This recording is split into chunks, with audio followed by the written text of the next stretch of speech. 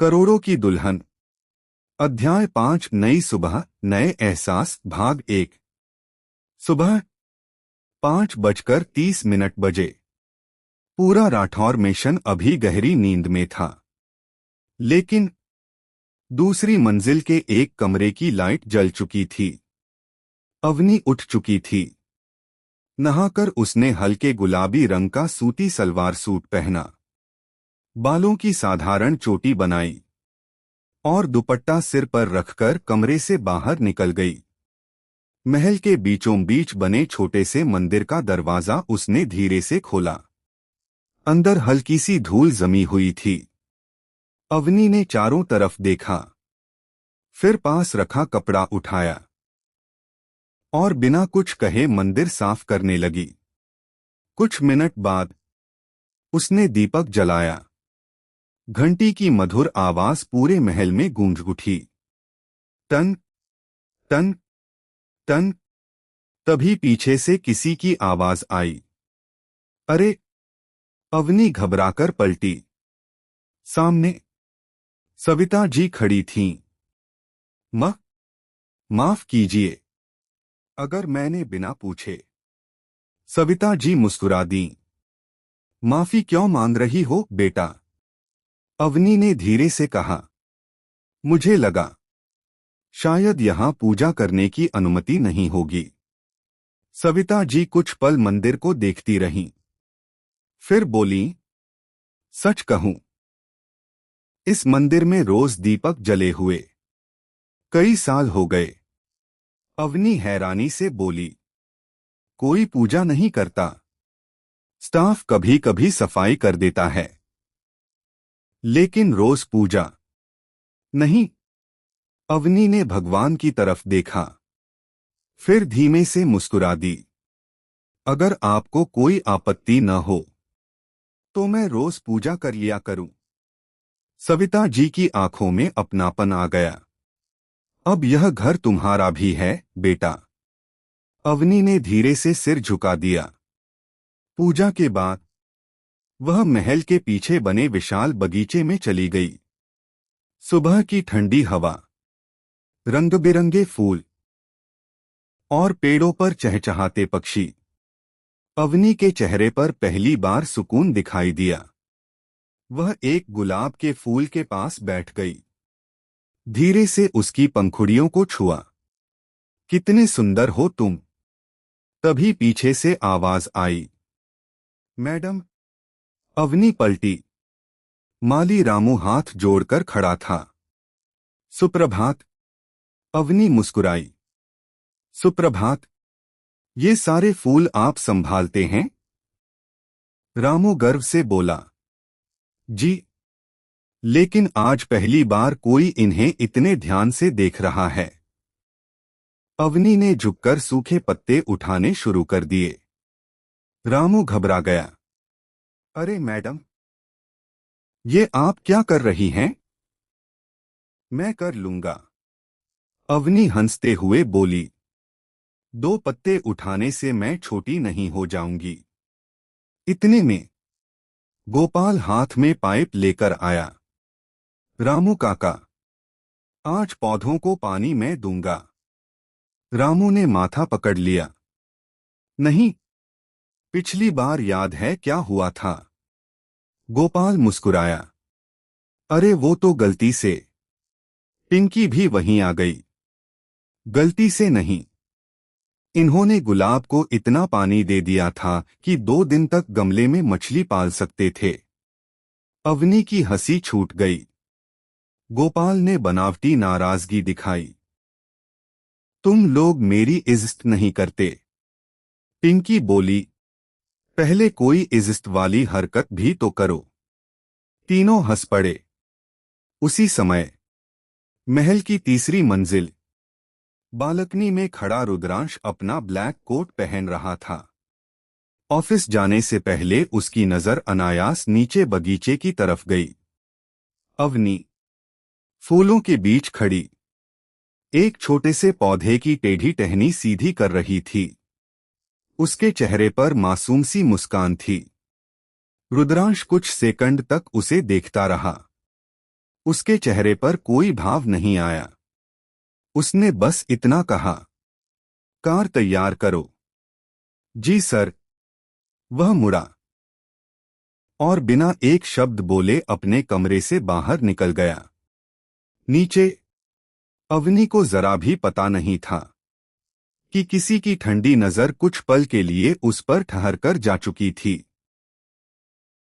अध्याय 5 भाग 2। उसी रात शहर के सबसे आलीशान 5 स्टार होटल में एक हाई प्रोफाइल बिजनेस पार्टी चल रही थी। महंगा संगीत, देश विदेश के बिजनेसमैन, मॉडल्स और मीडिया से दूर रखा गया प्राइवेट इवेंट। तभी मुख्य दरवाजा खुला। रुद्रांश राठौर अंदर आया। ब्लैक 3 पीस सूट, हाथ में घड़ी, चेहरे पर वही ठंडापन। जैसे ही वह अंदर आया, पूरे हॉल की नजर उसी पर टिक गई। कई लड़कियां आपस में फुसफुसाने लगीं। यही हैं रुद्रांश राठौर। आज भी कितने हैंडसम लग रहे हैं। काश एक बार मेरी तरफ देख लें। लेकिन रुद्रांश ने किसी की तरफ देखा तक नहीं। वह सीधे अपने बिजनेस पार्टनर्स की तरफ बढ़ गया। कुछ देर बाद एक मॉडल मुस्कुराते हुए उसके सामने आई। मिस्टर राठौर, क्या मैं आपके साथ एक ड्रिंक ले सकती हूं? रुद्रांश ने बिना उसकी तरफ देखे कहा। नहीं। लड़की सकपका गई। दूसरी ने हिम्मत की। कम से कम एक डांस? मुझे डांस में दिलचस्पी नहीं। वह आगे बढ़ गया। दूर खड़ी एक लड़की मुस्कुरा रही थी, काले गाउन में, आत्मविश्वास से भरी। उसका नाम था सानिया। वह सीधे रुद्रांश के सामने आकर खड़ी हो गई। आज भी सबको मना कर रहे हो? रुद्रांश ने पहली बार उसकी तरफ देखा। तुम यहां क्यों आई हो? सानिया हल्का सा मुस्कुराई। क्योंकि तुमने बुलाया था। रुद्रांश ने अपने सचिव की तरफ देखा। मीटिंग खत्म? जी सर। चलो। बस इतना कहकर वह पार्टी से बाहर निकल गया। सानिया बिना कुछ बोले उसके पीछे चल दी। हॉल में खड़ी बाकी लड़कियां बस उन्हें जाते हुए देखती रह गईं। एक लड़की ने धीमे से कहा, इतनी लड़कियां थीं, फिर भी वही। दूसरी बोली, रुद्रांश किसी को पसंद नहीं करता, बस अपने हिसाब से चुनता है। होटल के प्राइवेट फ्लोर पर पहुंचते ही रुद्रांश कमरे के अंदर गया। सानिया भी अंदर आई। कमरे में कुछ पल खामोशी रही। फिर रुद्रांश ने अपनी घड़ी उतारते हुए शांत लेकिन सख्त आवाज में कहा, मेरे नियम तुम्हें याद हैं? सानिया ने सिर हिलाया। हाँ, याद हैं। मेरी निजी सीमाएं नहीं टूटनी चाहिए। और उसने सीधी नजर से सानिया को देखा। मेरे होठों को छूने की कोशिश मत करना, यह मुझे बिल्कुल पसंद नहीं। सानिया हल्का सा मुस्कुराई। 1 साल हो गया, तुम्हारा यह नियम आज तक नहीं बदला। रुद्रांश ने संक्षेप में जवाब दिया। नहीं बदलेगा। कमरे में फिर सन्नाटा छा गया। उधर राठौर मेशन में अवनी अपने कमरे की खिड़की के पास बैठी थी। उसने भगवान के सामने दीपक बुझाया और धीरे से आंखें बंद कर लीं। उसे नहीं पता था उसका पति किस दुनिया में जीता है, और रुद्रांश को भी नहीं पता था कि उसी महल में रहने वाली यह शांतसी लड़की एक दिन उसकी जिंदगी के सारे नियम बदलने वाली है। करोड़ों की दुल्हन, अध्याय 5 भाग 3। अगली सुबह सुबह के 7 बजे राठौर मेशन मुख्य गेट के सामने एक काली रोल्स रॉयस आकर रुकी। ड्राइवर तुरंत उतरकर पीछे का दरवाजा खोलता है। रुद्रांश बाहर निकलता है। चेहरे पर वही ठंडापन, मानो रात भर कुछ हुआ ही न हो। उसी समय कार की दूसरी तरफ से सानिया भी उतरती है।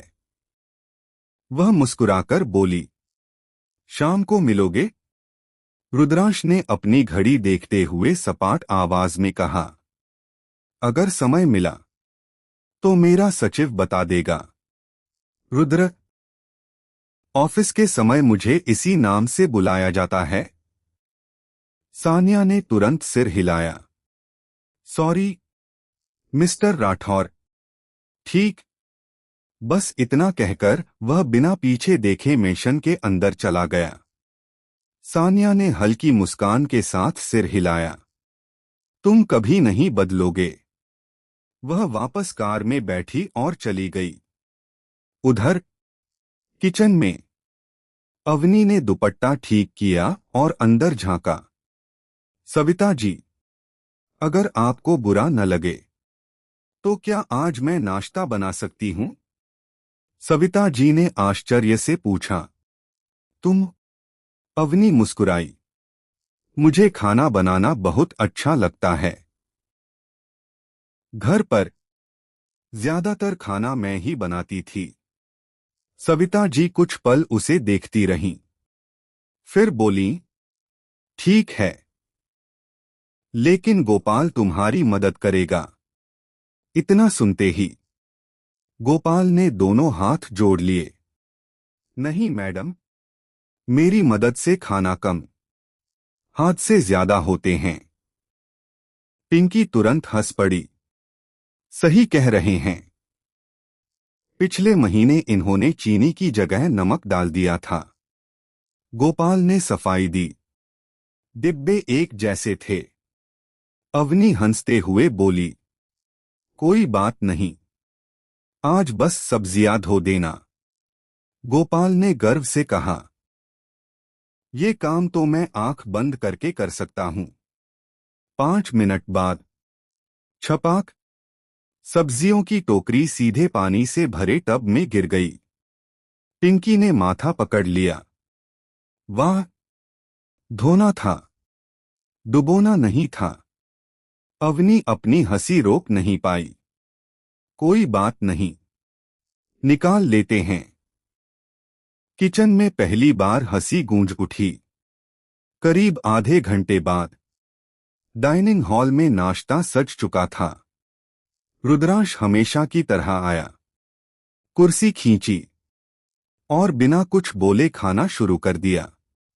पहला कौर, फिर दूसरा। उसका हाथ एक पल के लिए रुक गया। उसने प्लेट की तरफ देखा, फिर शांत आवाज में पूछा, आज नाश्ता किसने बनाया है? पूरा स्टाफ एकदम सीधा खड़ा हो गया। सविता जी ने धीमे से जवाब दिया, सर, आज मैडम ने बनाया है। कुछ सेकंड पूरा हॉल बिल्कुल शांत रहा। अवनी का दिल तेजी से धड़कने लगा। उसे लगा शायद कोई गलती हो गई। रुद्रांश ने पानी का एक घूंट पिया, फिर बिना किसी भाव के बोला, आज से मेरा नाश्ता और रात का खाना यही बनाएंगी। अवनी ने धीरे से सिर उठाया। उसे समझ ही नहीं आया, यह आदेश था या तारीफ।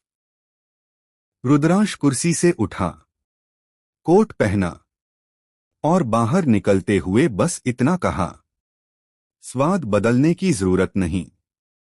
फिर वह चला गया। उसके जाते ही गोपाल धीरे से फुसफुसाया, मैडम, सर की भाषा में इसका मतलब है। पिंकी तुरंत बोली, चुप, दीवारों के भी कान होते हैं। अवनी के होठों पर हल्की सी मुस्कान आ गई। उसे पहली बार लगा, शायद इस विशाल महल में वह बिल्कुल अकेली नहीं है। अध्याय 5 भाग 4। उसी दिन सुबह 9 बजे रुद्रांश अपने काफिले के साथ 85 मंजिला राठौर ग्रुप के लिए निकल चुका था। जैसे ही उसकी आखिरी कार गेट से बाहर गई, पूरे मेंशन का माहौल थोड़ा हल्का हो गया।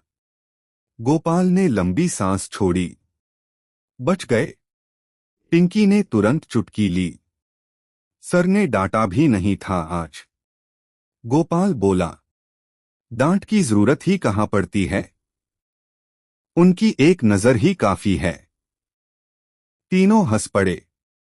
अवनी किचन में बर्तन समेटने लगी। सविता जी ने तुरंत उसके हाथ से प्लेट ले ली। अरे, ये क्या कर रही हो? अवनी ने सहजता से कहा, खाना मैंने बनाया है, तो बर्तन भी मैं रख देती हूं। गोपाल ने हंसते हुए कहा, मैडम, अगर सर ने देख लिया ना, तो सबसे पहले मेरी छुट्टी होगी। अवनी हैरान होकर बोली, तुम्हारी क्यों? क्योंकि वो कहेंगे, काम करने के लिए स्टाफ रखा है या छुट्टी मनाने के लिए? पिंकी हंसते हंसते दोहरी हो गई, बिल्कुल ऐसा ही बोलेंगे। अवनी भी हंस दी। अच्छा बाबा, मैं नहीं करती। थोड़ी देर बाद अवनी फिर बगीचे में चली गई। आज उसके हाथ में एक छोटी सी पानी की कैन थी। वह एक एक पौधे में धीरे धीरे पानी डाल रही थी। रामू माली दूर से देख रहा था। मैडम, इतने प्यार से तो मैं भी पौधों को पानी नहीं देता। अवनी मुस्कुराई। पौधे भी घर के लोगों जैसे होते हैं, अगर इनका ध्यान रखो तो ये भी मुस्कुराते हैं। रामू ने मन ही मन सोचा, सच में नई मालकिन बाकी लोगों जैसी नहीं है। उसी समय मुख्य गेट के बाहर एक चमचमाती लाल स्पोर्ट्स कार आकर रुकी। सिक्योरिटी ने तुरंत रास्ता रोक लिया। कार से एक फैशनेबल लड़की उतरी। काला चश्मा, महंगा हैंडबैग, चेहरे पर आत्मविश्वास। सर से मिलना है। गार्ड ने विनम्रता से कहा, सॉरी मैम, सर ऑफिस जा चुके हैं। लड़की ने भौहें सिकोड़ लीं। तो मैं अंदर इंतजार कर लेती हूं। माफ कीजिए, बिना सर की अनुमति किसी को एंट्री नहीं मिल सकती। लड़की हल्का सा मुस्कुराई। उन्हें फोन लगाइए, कहिए सानिया आई है। गार्ड ने तुरंत इंटरकॉम पर बात की। कुछ सेकंड बाद गेट खुल गया।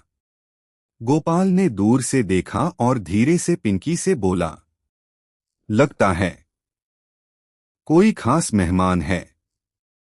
पिंकी ने धीरे से कहा, शश शश, ज्यादा मत बोल।